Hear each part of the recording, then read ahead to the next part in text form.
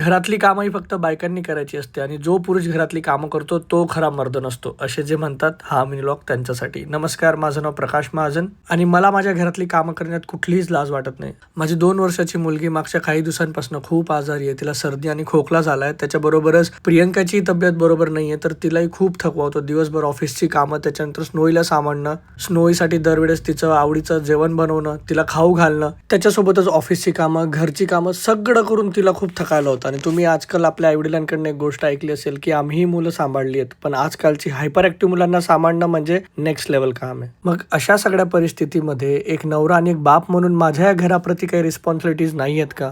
I know सगळे नवरे असे नसतील, पण अजूनही असे बरेचसे नवरे आहेत ज्यांना घरातले कामं करण्यात लाज वाटते. बायको कितीही दमलेली असली किंवा किती आजारी असली तरी ते मदत करण्यासाठी पुढे येत नाही.